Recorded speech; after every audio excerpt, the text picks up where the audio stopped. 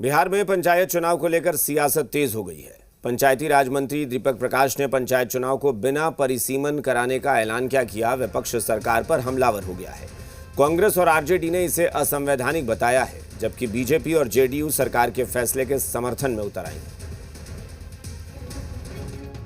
बिहार में पंचायत चुनाव की तैयारियों के बीच पंचायती राज मंत्री दीपक प्रकाश के बयान ने नई राजनीतिक बहस छेड़ दी है। परिसीमन कराए बिना ही पंचायत चुनाव कराने के दावे पर विपक्ष बिफरा हुआ है।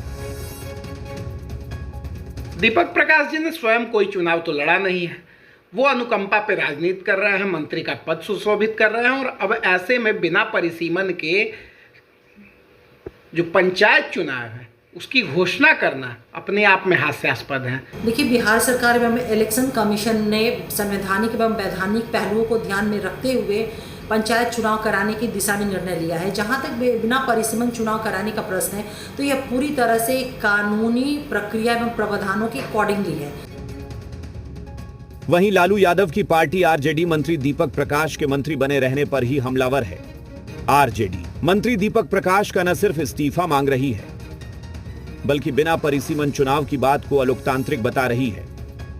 तो बीजेपी की दलील है कि तय समय पर पंचायत चुनाव कराना सरकार की प्राथमिकता है।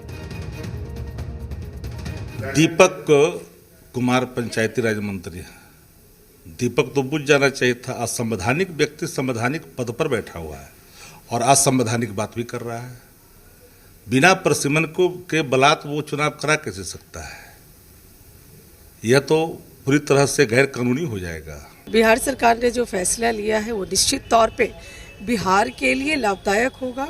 और जहाँ तक परिसीमन की बात है तो परिसीमन अभी हुआ नहीं है। आपको मालूम है कि उसमें वक्त लगेगा और पंचायत चुनाव का समय हो चुका है।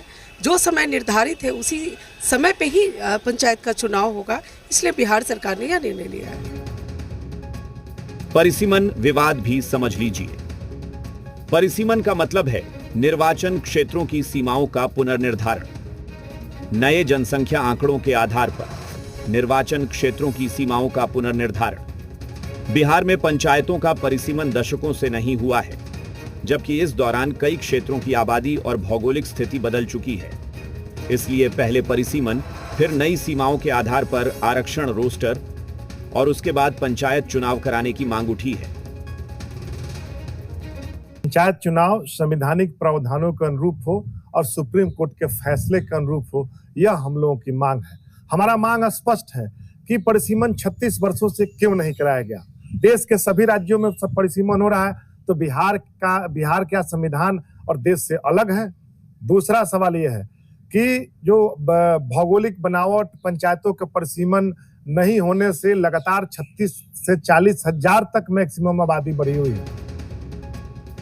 फिलहाल सरकार समय पर पंचायत चुनाव कराने की तैयारी में है, लेकिन परिसीमन और आरक्षण को लेकर उठे संवैधानिक और राजनीतिक सवाल आने वाले दिनों में इस चुनाव को और ज्यादा विवादों के केंद्र में ला सकते हैं। ब्यूरो रिपोर्ट, जी मीडिया, पटना।